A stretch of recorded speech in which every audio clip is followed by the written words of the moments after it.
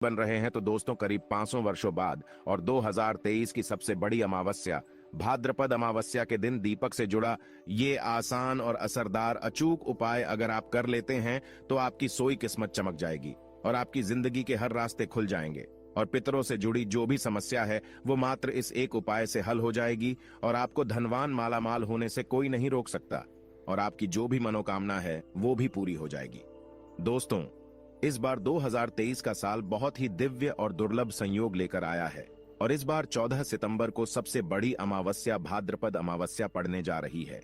और दोस्तों, इस दिन राजयोग काल सर्पदोष के साथ साथ धन लक्ष्मी योग भी बन रहा है, जिस वजह से इस अमावस्या का बहुत अधिक महत्व बढ़ गया है और इस दिन घर की इस दिशा में एक दीपक जला देने से आपकी सभी समस्याओं का अंत हो जाएगा। इसलिए दोस्तों, वीडियो को आखिर तक जरूर देखें और अगर आप भी अपने जीवन में महादेव की कृपा पाना चाहते हैं तो वीडियो को लाइक करके कमेंट में हर हर महादेव लिखना न भूलें। दोस्तों, सनातन धर्म में भाद्रपद अमावस्या का विशेष महत्व है। भादो मास की अमावस्या को कुशोत्पतिनी अमावस्या और कुशग्रहणी अमावस्या भी कहा जाता है। पंचांग के अनुसार भाद्रपद अमावस्या 14 सितंबर 2023 को सुबह 4:48 पर शुरू होगी और अगले दिन 15 सितंबर 2023 को सुबह 7:09 पर इसका समापन होगा। इस दिन स्नान दान करने का शुभ समय सुबह 4:43 से लेकर सुबह 5:19 तक रहेगा।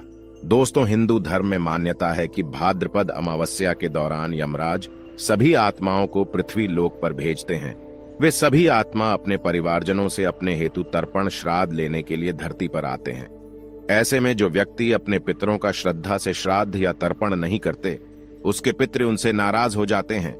इसलिए भाद्रपद अमावस्या के दौरान पितरों के निमित्त तर्पण और श्राद्ध जरूर करने चाहिए।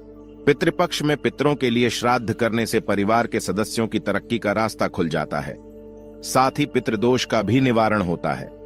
मान्यता है कि पितृपक्ष में तर्पण श्राद्ध और पिंडदान करने से पितृगण प्रसन्न होते हैं और अपने परिजनों को सुख और संपन्नता का आशीर्वाद देते हैं।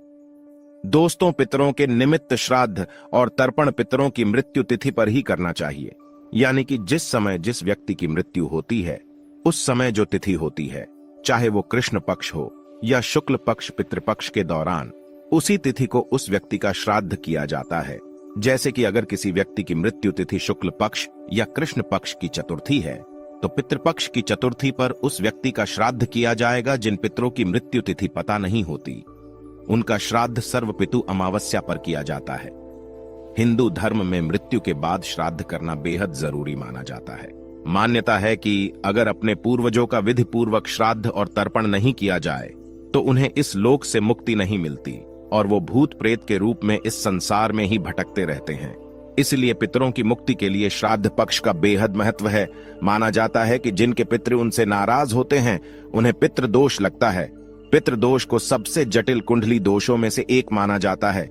जिनके ऊपर पितृदोष लगा होता है उन्हें किसी भी क्षेत्र में सफलता नहीं मिलती, उन्हें जिंदगी भर दुख पीड़ा से गुजरना पड़ता है। दोस्तों, भाद्रपद अमावस्या पितरों को प्रसन्न करने के बहुत ही खास दिन होता है। इस दिन आप छोटे छोटे से कर्म करके, छोटे छोटे उपाय करके पितरों को प्रसन्न कर सकते हैं और उनका आशीर्वाद प्राप्त कर सकते हैं। माना जाता है कि जिन पर उनके पितरों का आशीर्वाद होता है उन्हें सभी देवी देवताओं का भी आशीर्वाद प्राप्त होता है। आज की इस वीडियो में हम आपको भाद्रपद अमावस्या में किया जाने वाला एक बहुत ही आसान और असरकारक उपाय बताने जा रहे हैं।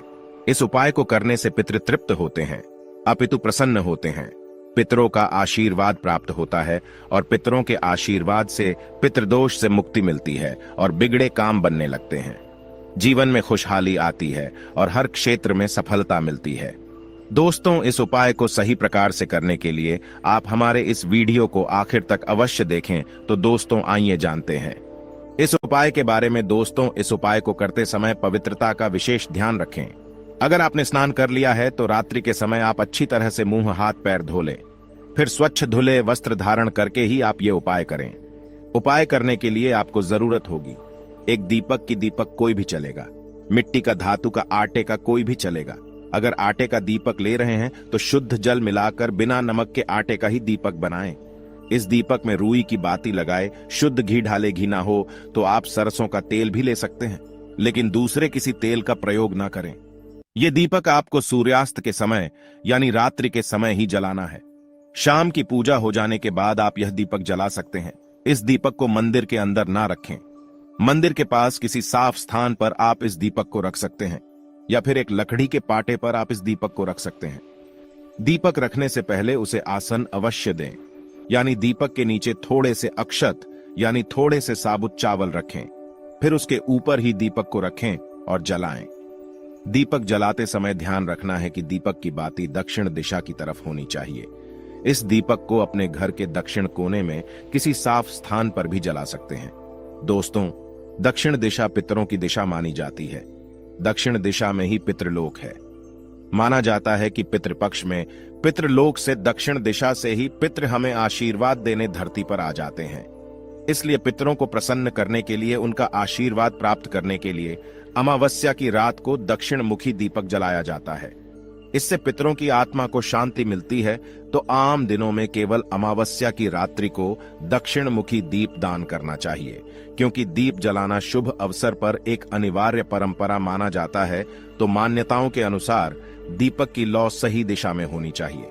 कहा जाता है, श्रद्धा से पितरों के निमित्त किया हुआ दान ही श्राद्ध है। इसलिए अमावस्या की रात्रि को श्रद्धा पूर्वक दक्षिण मुखी दीपदान करने से पितरों का आशीर्वाद मिलता है। श्राद्ध करने का पुण्य फल प्राप्त होता है। यह खास दीपक जलाने के बाद आप वहीं पर आसन बिछाकर बैठ जाएं और दक्षिण दिशा की तरफ मुंह करके पितृदेव के इस मंत्र का 108 बार जाप करें। मंत्र है ओम पितरो देवताय नमः। इसके बाद भगवान विष्णु जी के महामंत्र ओम नमो भगवते वासुदेवाय, इसका भी एक माला जाप करें। दोस्तों, भगवान विष्णु जी को पितरों के देवता माना जाता है। इसीलिए पितरों को प्रसन्न करने के लिए भगवान विष्णु का पूजन अवश्य ही करना चाहिए। इस दिन गीता का पाठ करना, विष्णु सहस्त्र नाम का पाठ करना अत्यंत शुभ होता है। इस दिन पितरों के निमित्त आप थोड़ा सा अनाज निकाल कर रखें और दूसरे दिन किसी गरीब व्यक्ति को दान में दें। इससे भी पितरों का आशीर्वाद मिलता है। कहते हैं, ऐसा दान करने से पितरों की भूख प्यास मिट जाती है, पितृ तृप्त हो जाते हैं। श्रद्धा से दिया ऐसा दान श्राद्ध के समान ही माना जाता है, और श्राद्ध कर्म से बढ़कर मनुष्य के लिए कोई दूसरा कल्याण व्रत मार्ग नहीं है। इससे आयु बढ़ती है, सभी दुख नष्ट हो जाते हैं। न केवल पितृदोष से मुक्ति मिलती है, बल्कि उनकी कृपा से परिवार के सदस्य तरक्की करते हैं। पितृ सुख समृद्धि का आशीर्वाद देते हैं। पितृ भी देवता तुल्य माने गए हैं, इसलिए उनमें देवताओं की तरह आशीर्वाद देने की क्षमता होती है। तो पूजन मंत्र जाप के बाद भगवान श्री हरि विष्णु और मां लक्ष्मी को नमस्कार करें। उनसे अपने पितरों की आत्मा की शांति की प्रार्थना करें। इसके बाद आप अपने पितृदेव और कुल देवता का स्मरण करके उन्हें नमस्कार करें। अपने कष्टों के निवारण हेतु प्रार्थना करें। पितृदोष से मुक्ति की प्रार्थना करें और उनसे प्रार्थना करें कि वे आप पर और आपके परिवार पर अपना आशीष सदैव बनाए रखें। उपाय करने के बाद दूसरे दिन दीपक के नीचे जो चावल रखे हुए थे उन्हें पक्षियों को ढाल दें। अगर आपने आटे का दीपक बनाया है तो उसके भी छोटे छोटे टुकड़े करके पक्षियों को ढाल दे। पितरों के निमित्त किए ऐसे धार्मिक कार्य या उपाय उन्हें संतुष्ट करके हमें उनका आशीर्वाद दिलाने में सहायक होते हैं। जिंदगी में सफलता पाने के लिए पितरों का आशीर्वाद बहुत जरूरी होता है। दोस्तों, इस उपाय के जरिए आप भगवान विष्णु और मां लक्ष्मी जी के साथ साथ पितरों की भी कृपा प्राप्त कर सकते हैं। इससे पितृदोष से मुक्ति मिलती है और जीवन में आ रही अनेक समस्याओं का अंत हो जाता है। वही दोस्तों, इस दिन कालसर्प योग, धनलक्ष्मी योग और भी कई सारे दिव्य और दुर्लभ महाशुभ संयोग बन रहे हैं। और इस दिन महादेव की कृपा कुछ विशेष राशियों पर पड़ने जा रही है। ये राशियां धन से माला माल हो जाएंगी। तो आइए जान लेते हैं कि आखिर कौन कौन सी राशियां हैं जिनके ऊपर भगवान भोलेनाथ की कृपा बरस रही है। इस लिस्ट में दोस्तों सबसे पहला नाम आता है मेष राशि का। मेष राशि जात को बता दे कि अब भाद्रपद अमावस्या का दिन भगवान भोलेनाथ की अपार कृपा बरसेगी। व्यापार तेजी से चलेगा। व्यापार में अगर किसी प्रकार कोई रुकावट आ रही थी या फिर विघ्न बाधाएं आ रही थी तो दूर होंगी। कारोबार का विस्तार करेंगे। महत्वपूर्ण अवसर प्राप्त होंगे। नए कार्यों की शुरुआत करेंगे। नौकरी लगने की संभावना बनी हुई है। बिजनेस व्यापार में रुका हुआ फंसा हुआ धन प्राप्त होगा। कार्य क्षेत्र में आपको फायदा देखने को मिलेगा। लंबे समय से पेंडिंग कामों को पूरा करेंगे और कुछ अधूरे कार्यों को भी पूरा करेंगे। साथ ही साथ बता दे कि इनकम बढ़ेगी। कार्य क्षेत्र में आपको अधिक से अधिक लाभ देखने को मिलेगा। लंबे समय से पेंडिंग कामों को पूरा करेंगे। व्यापारियों के लिए काफी खास समय रहेगा और कई महत्वपूर्ण क्षेत्रों से आपको आपकी जो आमदनी होगी वह तो बढ़ेगी, साथ ही महत्वपूर्ण सफलता की प्राप्ति होगी। अगली जो राशि आती है दोस्तों बता दे, वो है यहां पर सिंह राशि। सिंह राशि जात को बता दे कि अब आपका व्यापार तेजी से चलेगा। महादेव की कृपा से रुका हुआ फंसा हुआ धन प्राप्त होगा।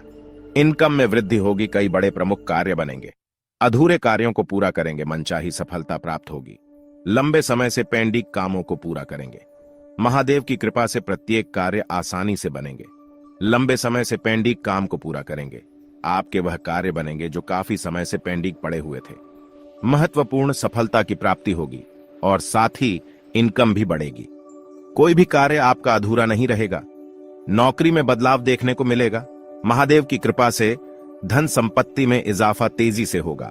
अब अगली जो तीसरी राशि है वो है यहां पर मिथुन राशि। मिथुन राशि जात को आपको बता दें कि इस बार भाद्रपद अमावस्या के दिन बन रहे दिव्य और दुर्लभ संयोग से अब आपको जल्दी कोई बहुत बड़ा गिफ्ट मिलेगा। साथ ही साथ आपके रुके हुए तमाम कार्य पूरे होंगे। मनचाही सफलता प्राप्त होगी। लंबे समय से पेंडिंग कामों को पूरा करेंगे।